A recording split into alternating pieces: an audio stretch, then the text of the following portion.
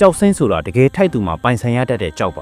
ကြောက်စင်းဟာတန်မန်အလှကြောက်မျိုးမဟုတ်ပဲသူ့မှာမမြင်ရတဲ့ဂမ်ဘီယာစွမ်းရည်တွေရှိနေတတ်ပြီးလူကိုစောင့်ရှောက်ပေးတတ်တယ်ကြောက်စင်းကရောင်ပြောင်းတတ်ပြီးပိုင်ရှင်ရဲ့ကံကြမ္မာကိုတတိပေးတတ်တယ်လို့လည်းဆိုကြပါတယ်ကြောက်စင်းကိုတွေ့ကြရဖန်ကြောက်ပစ္စည်းတွေနဲ့တုပပြီးဝစ်စင်တာတွေမပြုတ်လို့တင်ပါဘူးကြောက်စင်းစစ်ကိုသာဝစ်စင်တင်ပါတယ်အထူးသဖြင့်ရည်သွေးမြင့်မားတဲ့ကြောက်စင်းစစ်တွေကလူတွေကိုပိုပြီးအကျိုးပေးတတ်တယ်လို့လောကီပညာရှင်တွေကဆိုကြပါတယ်ဒီတစ်ခါတော့မမြင်ရတဲ့ဂမ်ဘီယာစွမ်းရည်နေနဲ့ကြောက်စင်းအကြောင်းကိုဘုဒ္ဓတဖြစ်ပွဲစိတ်ဝင်စားပွဲပြောပြပေးသွားမှာဖြစ်ပါတယ်ထုံးစံအတိုင်းမိတ်ဆက်ရရင်တော့ကျွန်တော်နာမည်ကျော်စွာပါ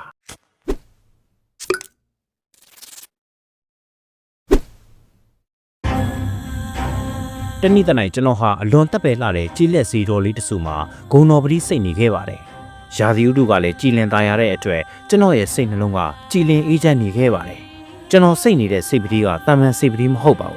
းကြောက်စင်းစစ်နဲ့ပူဇော်ထားပြီးရဟန္တာရှင်သူမြတ်ကြီးတစ်ပါးထံမှာတိတ်ထိတင်ထားတဲ့စိတ်ပတိဖြစ်ပါတယ်ခီးထွက်တဲ့အခါလွယ်ထင်းမှာအမြဲပါလေးရှိပြီးကျွန်တော်ရဲ့ဒိဋ္ဌံခီးတွေမှာအဓိကအခန်းကဏ္ဍကနေပါဝင်ခဲ့တဲ့ကြောက်စင်းပတိဖြစ်ပါတယ်ကျွန်တော်ဘာကြောင့်ပတိအတွက်ကြောက်စင်းကိုမှရွေးချယ်ရတယ်လဲဆိုတာအကြောင်းရှိပါတယ်ဒီနေရာမှာကြောက်စင်းရဲ့လှည့်ဝက်ချက်အချို့ကိုပြောပြပေးချင်ပါတယ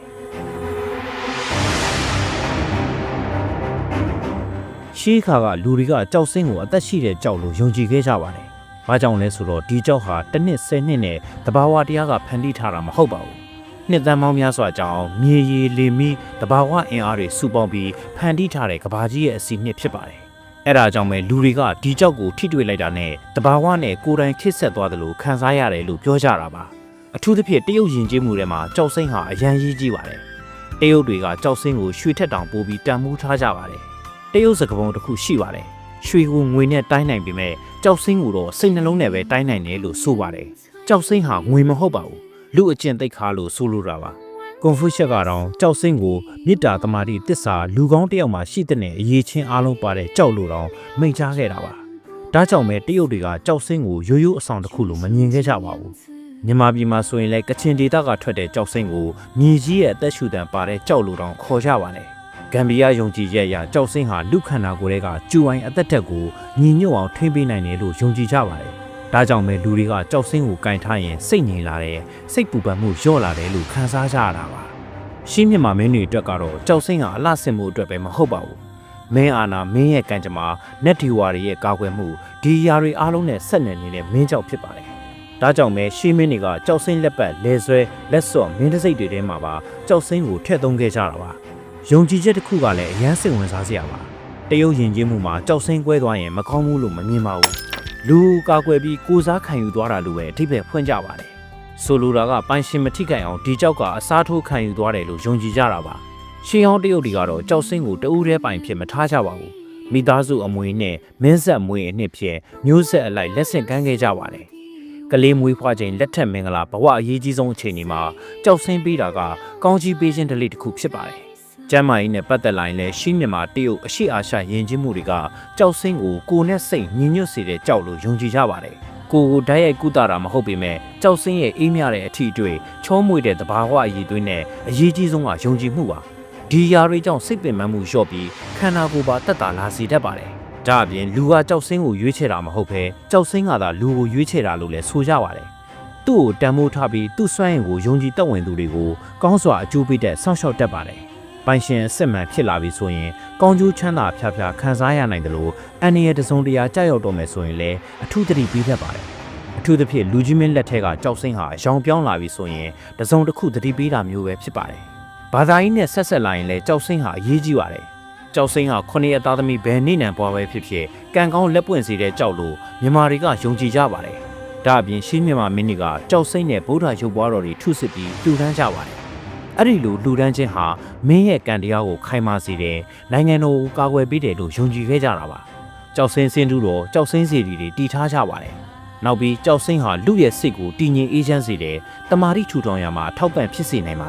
်ဒါကြောင့်ပဲကျွန်တော်ဟာကြောက်စင်းကိုအမျက်တနိုးတန်မိုးထားပြီးဒီကြောက်စင်းစိတ်ပတိလေးကိုတွားလျာယူဆောင်ခဲ့တာဖြစ်ပါတယ်ကျွန်တော်ဟာဒီလိုထူးခြားလှပလွန်းတဲ့ကြောက်စင်းပတိလေးကိုတိုင်းစီဒီဒုတိယထက်ဆက်လီကားထိတ်တဲ့က V9 ကနေဝယ်ယူခဲ့တာဖြစ်ပါတယ်မြမတဘာဝတွင်းထွက်ကြောက်စင်းစစ်စစ်တွေကိုသာရောင်းချပေးတဲ့ဆိုင်ကိုလမ်းညွှန်ပေးပါဆိုရင် V9 ကိုသာလက်ညှိုးထိုးပြရမှာဖြစ်ပါတယ် V9 ကကြောက်စိမ့်တွေကိုကြိုက်တဲ့ကြောက်မြက်ဓာတ်ခွဲခန်းမှာစစ်ဆေးကြည့်လို့ရပါတယ်။ V9 ဆိုင်ကိုစစ်ခိုင်းရင်လည်းစစ်ပေးပါတယ်။နိုင်ငံတကာအသိမှတ်ပြုကြောက်မြက်ဓာတ်ခွဲစမ်းသပ်ချက် JAN Certificate လည်းရရှိမှာဖြစ်ပါတယ်။ V9 မှာကျွန်တော်ဝယ်ယူခဲ့တဲ့ကြောက်စိမ့်ပတိအပြင်ကြောက်စိမ့်လက်စွပ်တွေလူကြိုက်များပြီးရောင်းမလောက်တဲ့ကြောက်စိမ့်နဲ့လက်စွပ်တွေကြောက်စိမ့်နဲ့အထည်တွေကြောက်စိမ့်လက်ကောက်လက်ပတ်ကြောက်စိမ့်နဂတ်လောကတ်ဆွဲသီးရင်တို့ကျဲသီးကြောက်စိမ့်ပပုတွေအပြင်ကြောက်စိမ့်အပွင့်အလွတ်တွေကိုလည်းရရှိနိုင်ပါတယ်။ဒါအပြင် V9 ကဝယ်ယူတဲ့ကြောက်တွေနဲ့စိတ်ကြိုက်ဒီဇိုင်းကိုလည်းအထည်ခတ်ပြီးတဲ့ပဒင်းဝင်ဆောင်မှုတွေလည်းရှိပါသေးတယ်။ကြောက်စိမ့်ကိုငွေတဲ့စစ်စစ်နဲ့အထည်ခတ်ပေးထားပြီးပလက်တီနမ်ကိုတင်းတင်ထားတဲ့အတွက်ရွှေတွေကိုပလက်တီနမ်တင်ထားတဲ့အတိုင်းတစ်သက်လုံးအယောင်မကျပဲဝတ်ဆင်နိုင်ပါတယ်။တကယ်တော့ကြောက်စိမ့်ဟာငွေရောင်နဲ့ပို့ပြီးလိုက်ဖက်ပါတယ်။ပေါ့ပေါ့ပါပါဇရိတ်သက်သာပြီးရွှေတဲ့ဖိုးကိုလည်းရှော့ချနိုင်တဲ့အားသာချက်ရှိပါတယ်။ V9 မှာပစ္စည်းတိုင်းကိုဈေးနှုန်းနဲ့တကွတွဲဖက်ပြီးပွင့်လင်းမြင်သာစွာရောင်းချပေးတဲ့အတွက်ဈေးမေးစရာမလိုအားနာစရာမလိုဈေးစစ်စရာမလိုပါဘူး။ကြောက်ဆိုတာကရွှေလိုပေါက်ဈေးမရှိပါဘူး။ကြိုင်ရောင်းကြောက်ဝယ်ဖြစ်တဲ့အတွက်ရွှေတွေကလွဲပြီးမိုးကုတ်ကြောက်မြက်ကြောက်စိမ့်အပောင်ဝင်ကြောက်မြက်မျိုးမျိုးဟာရောင်းချပြီးရင်စိုင်တွေကုန်တယ်တွေကပြန်မဝယ်တတ်ကြပါဘူး။ဒါပေမဲ့ V9 ကတော့ကြောက်စိမ့်ကြောက်မြက်ပစ္စည်းတွေကိုအယောင်းလဲလုပ်ပေးတဲ့တခုတည်းသောဆိုင်ဖြစ်တာထူးခြားပါတယ်။တာဝန်ယူမှုတာဝန်ခံမှုအပြည့်အဝရှိတာကြောင့်ယုံကြည်စိတ်ချစွာအားပေးနိုင်ပါတယ်။တကယ်တော့ကြောက်စိမ့်ဆိုတာလှပလို့သာတန်မိုးရှိတဲ့ကြောက်မဟုတ်ပါဘူး။တဘာဝတရားရဲ့စံကြယ်မှုဘာသာရေးဓလေ့ထုံးတမ်းတဲ့လူသားတွေရဲ့ယုံကြည်မှုမင်းဆက်ဆက်ရဲ့တန်မိုးထားမှုဒါတွေအားလုံးကိုစုပေါင်းထားတဲ့ဂမ်ဘီယာကြောက်တစ်မျိုးပြောရရင်အလှထက်အဓိပ္ပာယ်ကိုပိုပြီးတန်မိုးထားရတဲ့ကြောက်တစ်မျိုးဖြစ်ပါတယ်။ကျွန်တော်အထက်ကပြောခဲ့တယ်လို့ပဲကြောက်စိမ့်ကိုတွေ့ကြရဖန်ကြောက်ပစ္စည်းတွေနဲ့တုပပြီးဝစ်စင်တာမျိုးတွေမပြုတ်လို့တဲ့မှာဘူး။ကြောက်စိမ့်စစ်ကိုသာဝစ်စင်တဲ့မှာတယ်။အထူးသဖြင့်ရေသွေးမြင့်မာတဲ့ကြောက်စိမ့်စစ်တွေကလူတွေကိုပိုပြီးအကျိုးပေးတတ်ပါတယ်။ဒါကြောင့်ရေသွေးမြင့်မာတဲ့ကြောက်စိမ့်စစ်တွေကိုသာရောင်းချပြီးတဲ့ V9 မှာယုံကြည်စိတ်ချစွာအားပေးကြဖို့လမ်းညွှန်လိုက်ရပါတယ်။ဒါအပြင်ကျွန်တော်ရဲ့ကုတ် V9 GS တန်းကိုပြပြီးလာဝယ်မယ်ဆိုရင် 10% discount ရရှိနိုင်မှာကြောင်းလဲသတင်းကောင်းပါရပါတယ်ခင်ဗျာ။